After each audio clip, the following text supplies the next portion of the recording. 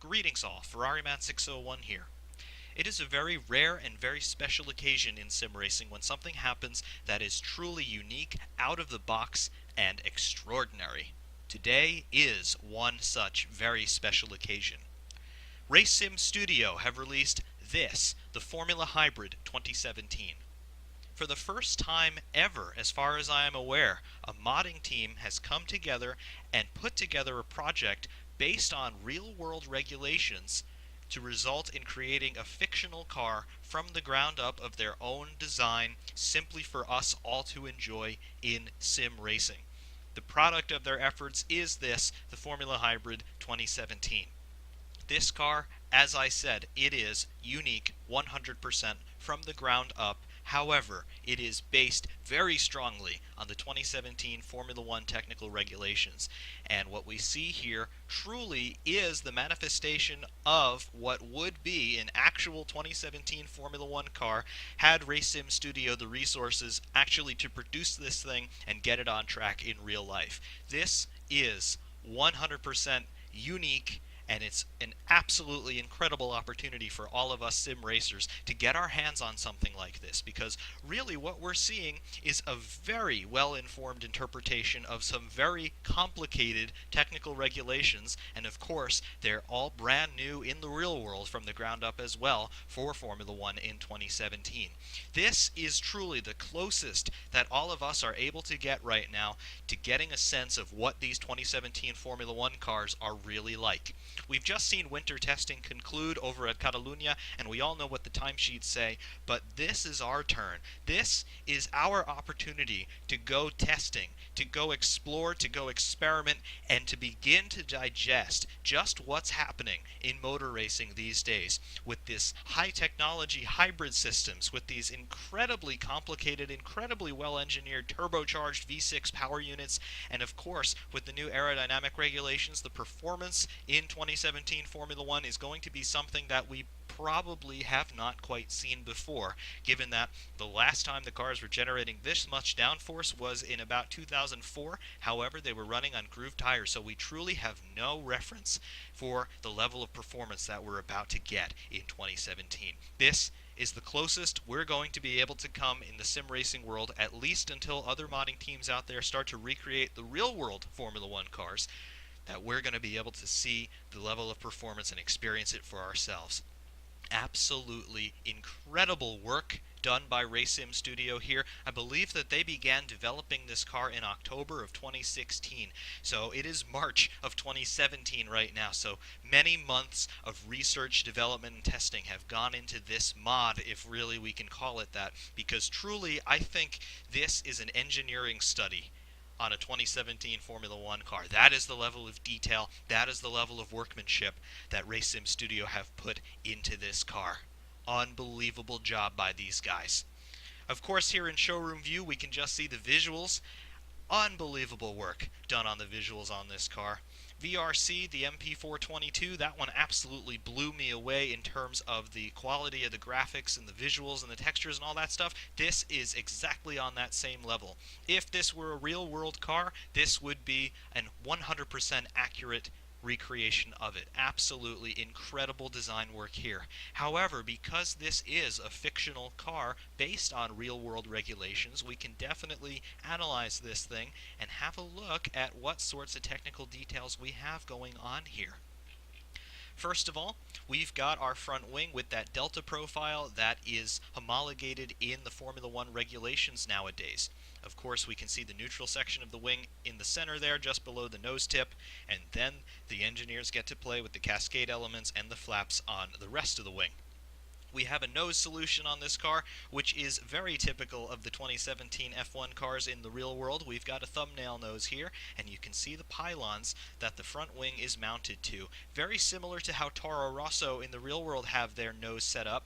You can see those pylons, the attach points on the front wing through the neutral section there. Very, very small cross-sectional area. So again, very, very innovative of RaceSim Studio to be able to anticipate these sorts of things with their design of this car, because they started to develop this thing before we even had any figment of how the 2017 F1 cars in the real world were going to look and how they were going to approach these wing mounting solutions. So unbelievable amount of foresight that these guys have had to be able to develop this car and give it to us right after winter testing has concluded and we've seen the real world cars. This thing still stacks up as being 100% authentic in terms of its details and the thinking going into it.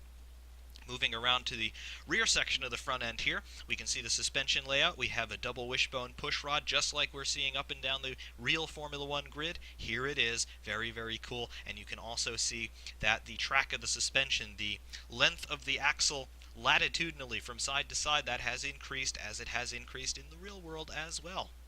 To the midsection of the car coming into the tub area, very, very quiet. There are no canard wings or anything like that, unlike what we've been seeing on the Mercedes, for example, with those very big canard wings, but very quiet here. And some Formula One teams, namely Williams, are following this approach in the real world. Very nice here indeed. Also, we can see the barge boards, very big barge boards on this car, and some interesting solutions on the rear section of the barge boards. You can see these two small flick-ups here that are detached from the main profile of the barge board, just to scoop up that air and then funnel it toward the rear of the car. We can see turning vanes here, and there's some pretty nice geometry. We have this forward wedge-shaped element of the turning vane, just forward of the number 10 that you can see, and then we have the turning vane proper, which actually is a rather similar design to what Mercedes are running in the real world. It's a single element, it's connected to the cockpit surround, and then it goes up over the top of the side pod and then joins up with the floor. Very cool design indeed. Cockpit area, we'll take a look at the cockpit in a little bit, but you can see no detail has been spared in there. Around the side pod here, very nicely sculpted, tucks into itself quite nicely, and then it opens up to this very wide open section on the floor, feeding air toward the top side of the diffuser. Again, these are design trends that we're seeing in the real world, so hats off to RaceSim Studio to be able to design something like this. Again, looking at the same regulations as the real world Formula One designers. Incredible. On the rear section of the car, you can see the much wider rear tires here for this year. Unbelievable job.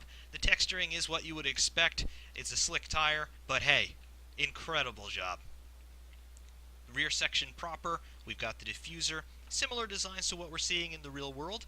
You can see it flicks up quite severely, I must say, as we head around the rear crash structure. I've not quite seen this in the real world. However, it could just be an artifact of the angles from which we're looking at things. Not quite sure. However, interesting detail.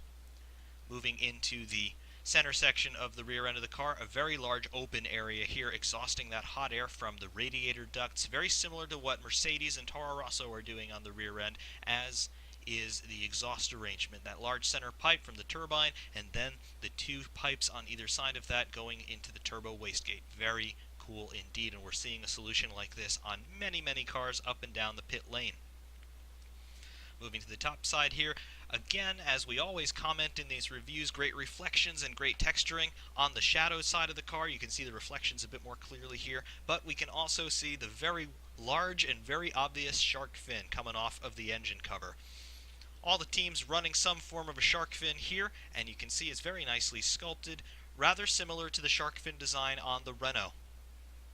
What's very interesting, though, and we can't quite get a good angle on it, is the rear wing support pylons. Not the end plates, but the pylons coming into the center section of the wing from just around the exhaust outlet. You can see these two strakes coming up to meet the main plane of the rear wing, and they are not holding the DRS actuator. That is its own unit in the center section of the wing, and it also links up to it in a very conventional manner, as we're seeing in the real world. But no Formula One team has gone for this design of those twin pylons to help support the rear wing. So very interesting design. I like it. It's a very unique touch. Around the nose section of the car again, we can see an S-duct. Many teams are running some version of an S-duct here. RaceSim Studio have not gone for a ducted nose, unlike Red Bull, and most of the other teams obviously have not gone in the real world for a ducted nose, but they are running an S-duct here on the Formula Hybrid, so very nice detail, and again, great anticipation of the development in the real world. Absolutely loving that. Also, some very interesting exterior details that we have on this car.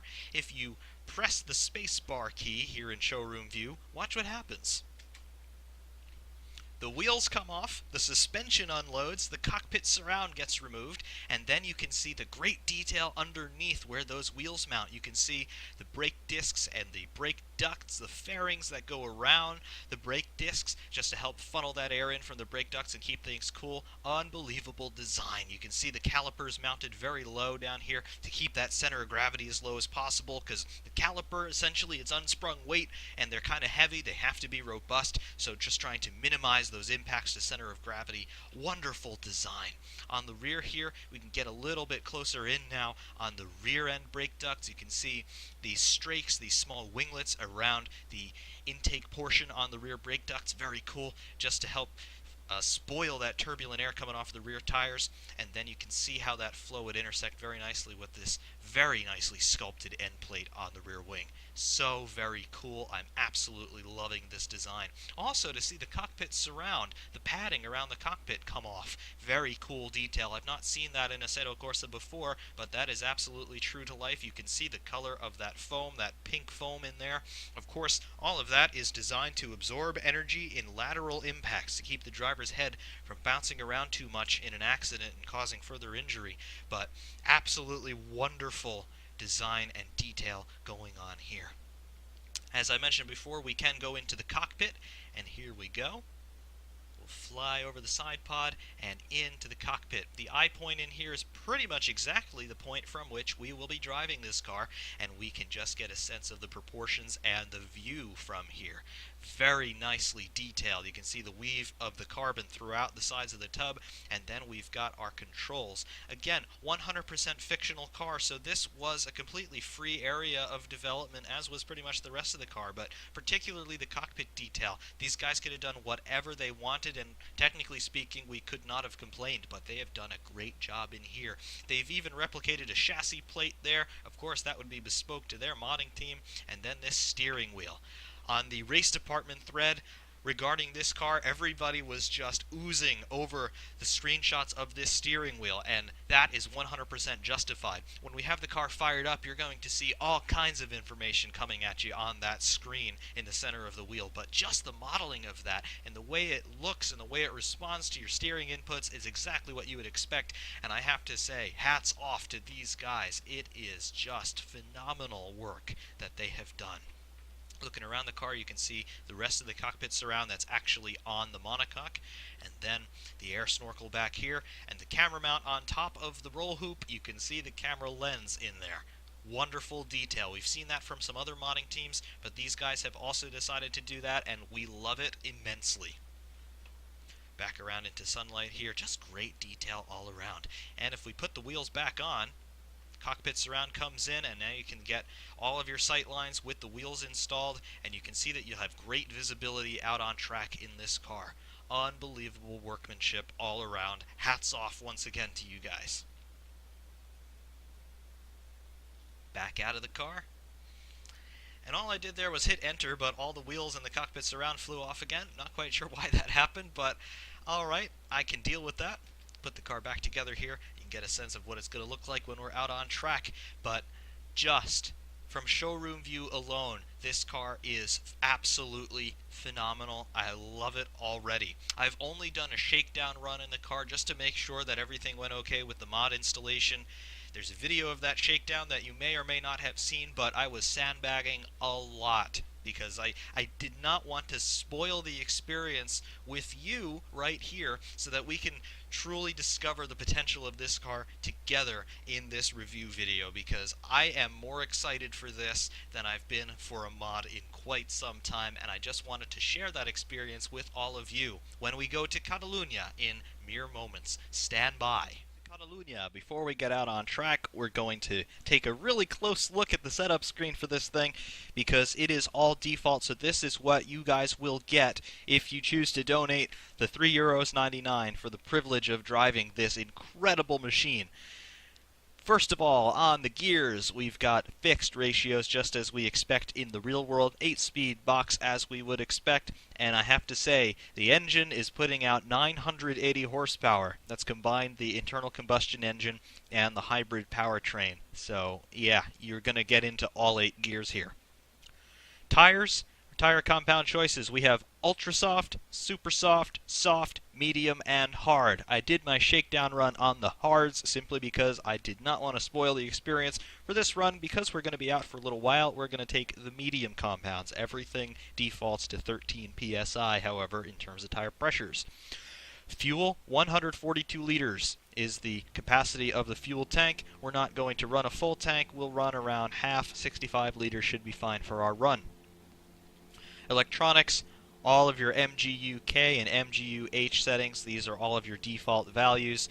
We have multiple MGU-K delivery settings. We have, of course, the typical charging low, medium, and high, but then we also have special maps for given racetracks. So we have qualifying settings for Catalunya, Spa, Imola, Monza, Mugello, the Nürburgring, the Red Bull Ring, and Silverstone. So all of your default Formula 1 tracks, you've got a quali map for those specific circuits. Unbelievable job.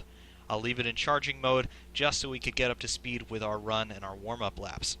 MGU recovery defaults to 50%, and then we have our MGU-H mode between motor and battery, and then your engine braking settings. All of these work exactly the same way as they do on the SF15T from the Red Pack, but just incredible to see that they have put that workmanship in. Aerodynamics, relatively simple adjustments you get, just your front and rear wing flap angles here. You do not have the flaps change their visual angle as you adjust the settings here, but of course the effects are replicated in the sim.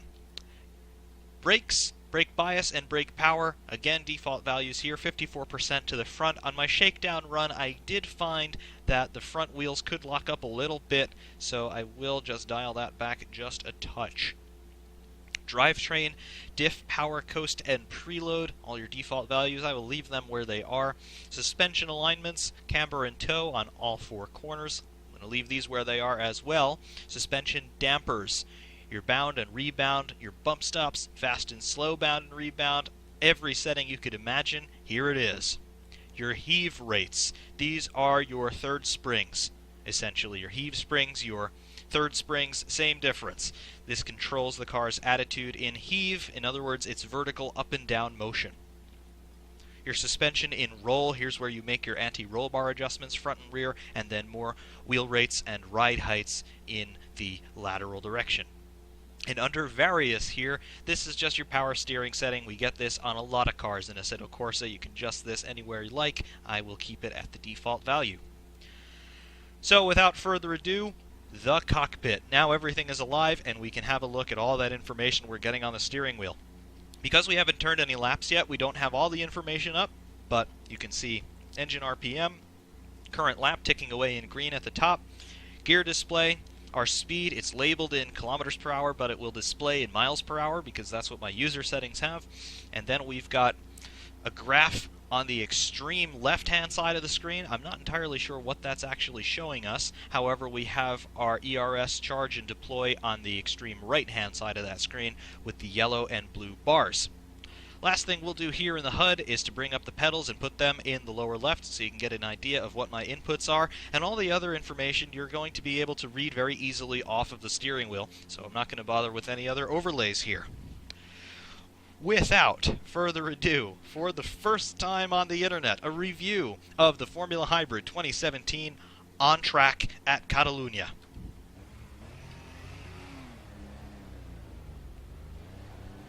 Coming out of the pit lane here. Clutch is actually very progressive. It bites because it's a Formula 1 type car, but you get a lot of play with the clutch, nothing to worry about there. And we'll just begin our install lap. Go up and down through the box a couple of times to get everything warmed up and in line with itself. You can hear those sounds already.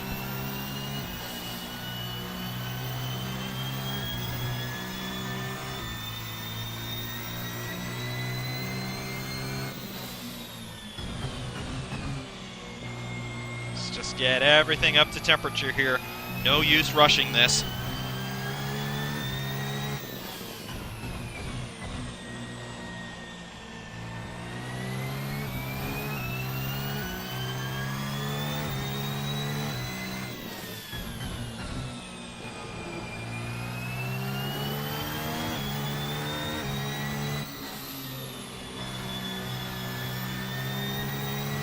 DRS light coming on there. Open up the DRS, 3 lights across the top. And then back down to 2 lights when DRS closes as we get on the brakes. The DRS light on the left-hand side of the steering wheel, that illuminates only when you are in the DRS zone.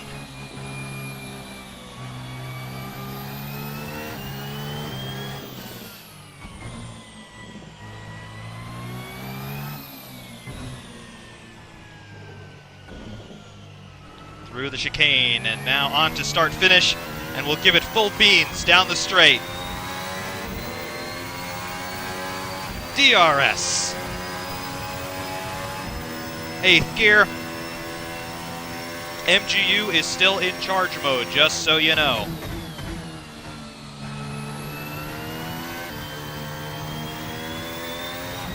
Through turn 3.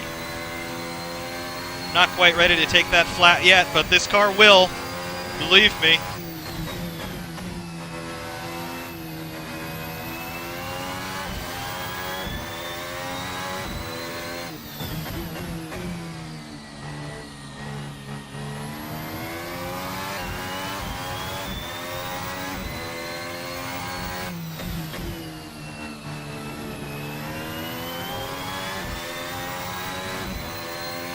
Turn 8, some people call this turn 9.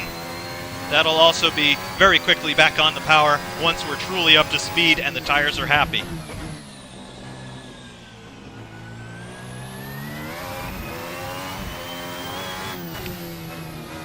Initial impressions. Oh yes. Oh, so very yes.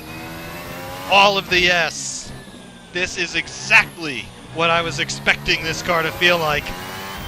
There is great traction, there is great aero. Those wide tires really do make a difference, I'll tell you. And in terms of Kimi Räikkönen being able to set a 118 on the last day of testing, yeah, I think this car's there. Car is 100% there.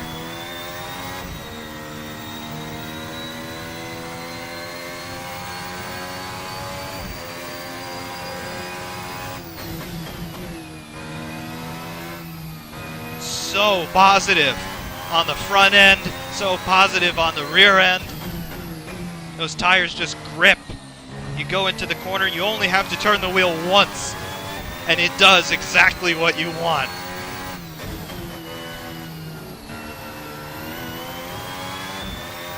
I really am still being very conservative in this car because I only have about 5 laps in it. But already the confidence is building so quickly. Missed my turn-in point there.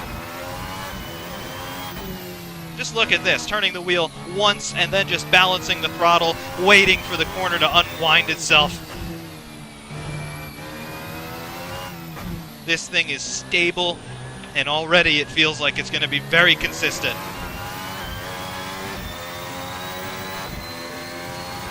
Let's go for a high delivery on the MGUK. 8th gear. Coming down the straight, 200 miles an hour. Let's go. Already up a third of a second down the start-finish straight, and that's overcooking it a bit. Nice little 4-wheel drift.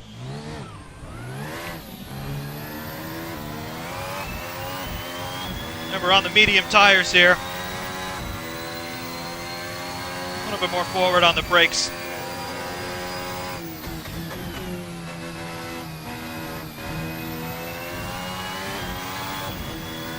A little bit of a 4-wheel drift through 4. And on the power. Go back to high delivery for the MGUK. We'll recover from our error on the next lap. No problem. Getting a little bit squirrely there through 6 and 7.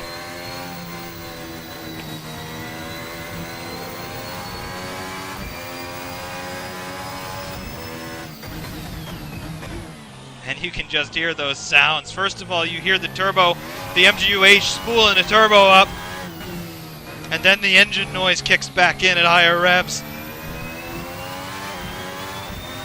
And you just know that you've got something that's very high-tech and very powerful. Power on, flat out through the final corner, no problem at all. Down, start, finish, quali, Catalunya. We'll do that map on the MG UK. 200 miles an hour, still half of the straight to go. 205, 206, 207 on the brakes at 100 meters. Still technically braking a little bit early. Don't quite have my confidence yet. Through turn 3, feathering it a little bit. Coming down, we'll wind out 7th. Braking for 4, you can brake in downshift and turn straight into the corner. No hesitation whatsoever. This thing on default setup is ready for you. Oh, all of that horsepower. 980 horsepower in qualifying trim.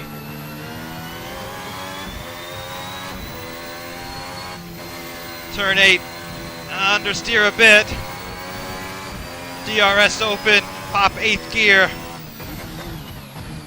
Into 2nd, 4-wheel drift through there. Oh, the traction on the power straightaway. The rear end gets a little squirrely, but those big slick tires, they rein everything in.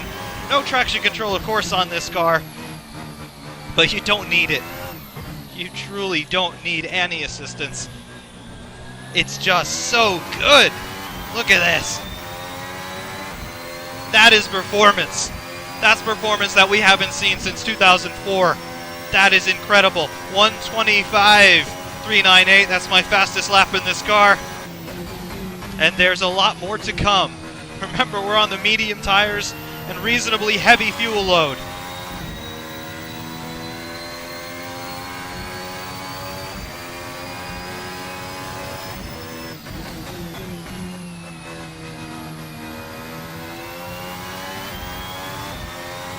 Look at that, midway through the corner, already back on full throttle. It's so great, it's so compliant, it just has grip and it wants to catapult you down the straight. Look at this, coming through 6th and 7th, braking 4th gear, missed the apex a little bit on the power early over the exit curbs, no problem. Get yourself lined up for 8, lift on the power, go over the exit curbs, open the DRS, pop 7th, pop 8th. A little bit of rear locking through here again. Probably have to brake a little bit earlier. And then the traction just comes in a dream.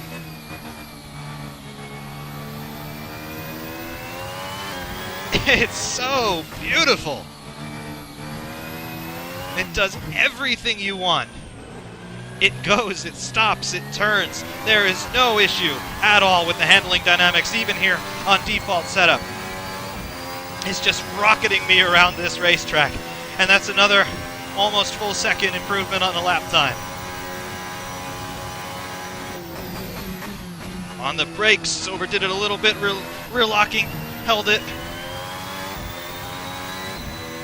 And just about flat. We'll run a little bit wide here, no problem. These guys are doing that in testing.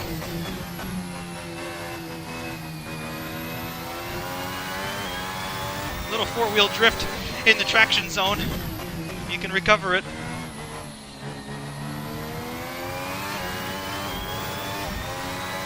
Oh, there is so much performance in this thing. I haven't driven a car like this before. To prepare myself for this, because I've been anticipating the release, much like a lot of you probably have, been driving the F2007 and the MP422 just in terms of a reference for the downforce levels.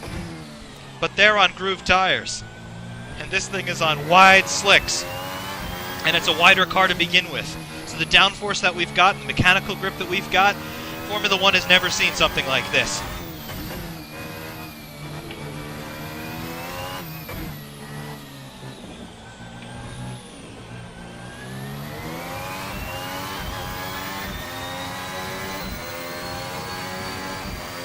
A little slower on that lap. Alright, so if I can bring myself back down a little bit, let's talk some sense about handling dynamics. I mentioned that the car is very positive on the front and the rear. You have grip galore. Everywhere you need it, it's there. No drama whatsoever. As long as you have experience in hybrid Formula One cars, so the SF15T, for those of you who have the red pack, just get used to how you have to balance the throttle in that car so you don't spin up the rears too much, and you'll be fine in this. Because this has all of that power, it has even more power, and then it has even more grip. So everything you can do in the 15T, you can also do in this car, but you can do even more of it, a lot more of it.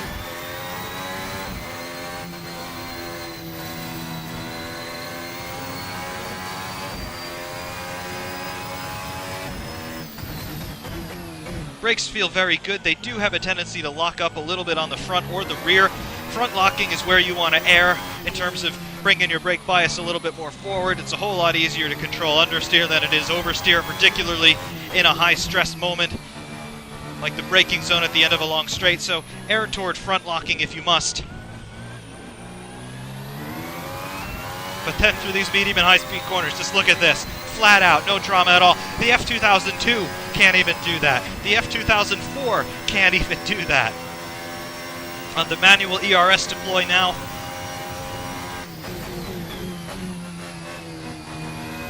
So much power.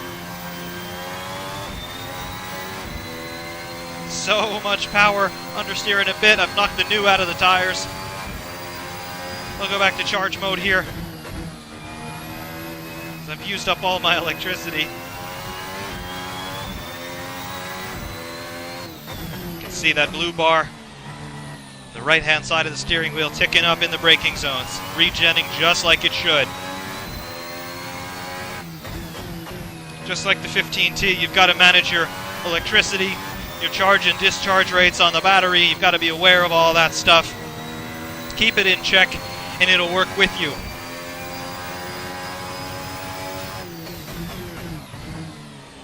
Bit of rear locking there from the regen. No problem.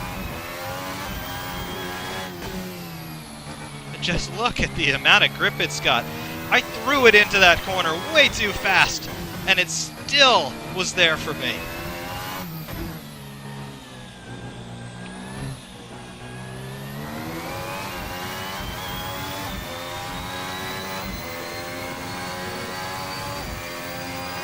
DRS, manual ERS deploy, 200 miles an hour, 205, 207, 8, 9 in the braking zone. Third gear into 1, short shift into fourth for 2, and then fifth and third gear for 3, for turn 3, sixth gear, seventh, wind out seventh. Look at that, one turn on the steering wheel, and it doesn't move until you're ready to unwind for the exit of the corner. Unbelievable. I have been able to divine that the bars on the right-hand side of the steering wheel, the yellow one is your ERS charge allotment for this lap, and then the blue one is how much energy is actually in the car.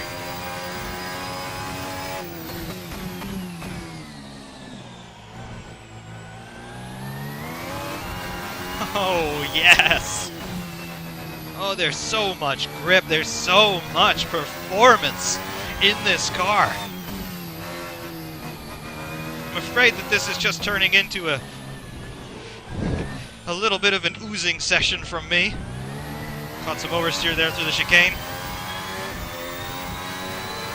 But quite honestly, this car just completely takes the words out of your mouth. You can't think straight when you're driving this. It's so quick. And this is only the mediums.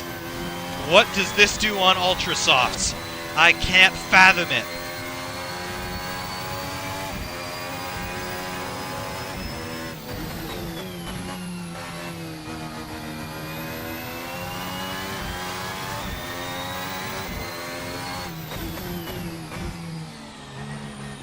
It's so smooth.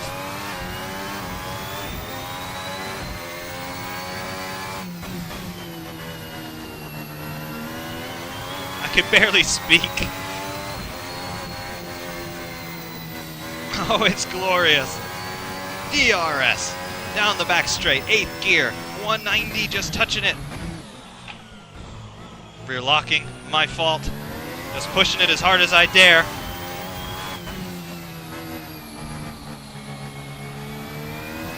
It's so good. I know I'm saying that a lot, but I just don't have anything else to say about it. Go to the RaceSim Studio website right now. Stop watching this right now. Go to the RaceSim Studio website. I don't think I have any better way to advertise this thing other than to tell you just go drive the car. Go get it and go drive it. This thing is unbelievable. About 6 months of development time in this car, and it shows. They were developing this car for about as long as some of the Formula One teams were developing their real cars. And it shows. It so does. It's just so quick. And I'm still nowhere near the real performance potential.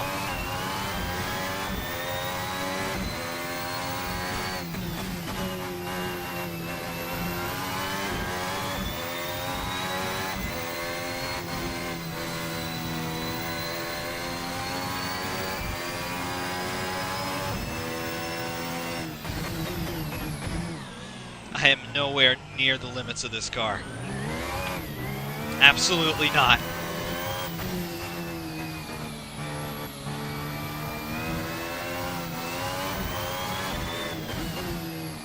It's so good. It's so good.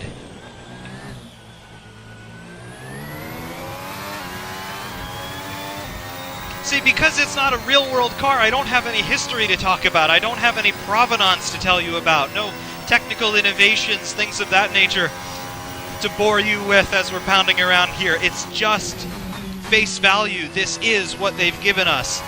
And this is their interpretation of modern Formula One. And what an interpretation it is. Even with these tires being beat up a little bit now, still so much grip, so much consistency.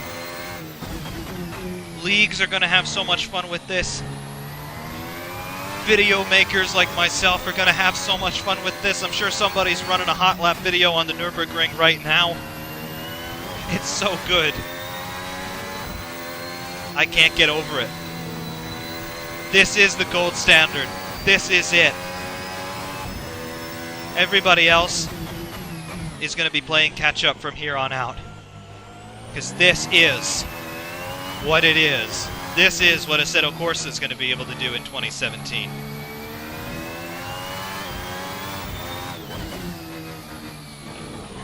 Ooh, sausage curbs catching me out there.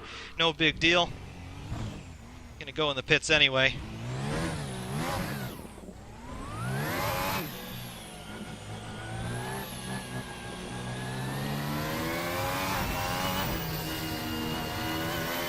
Can even push it entering the pit lane.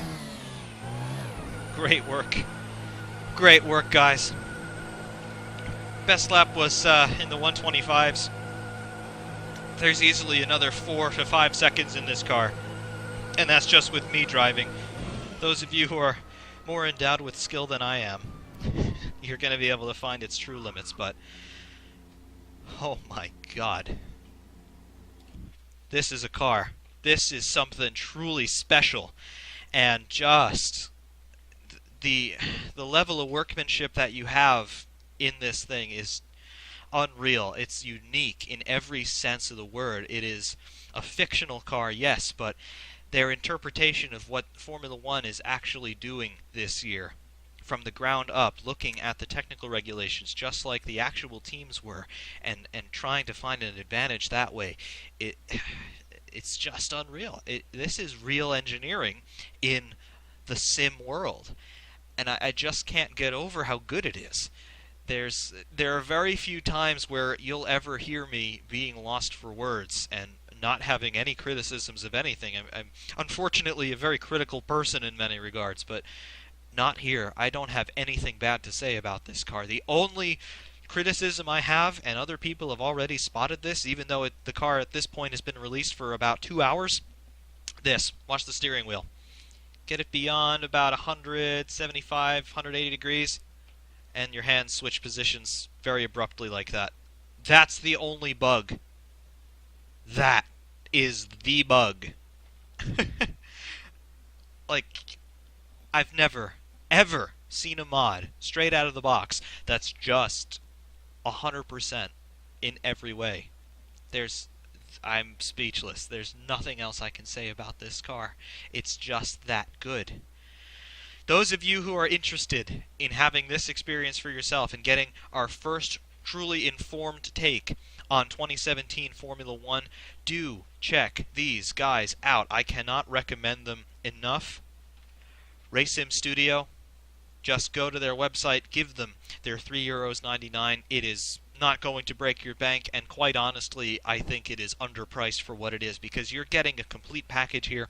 The download file size on this is almost 400 megabytes.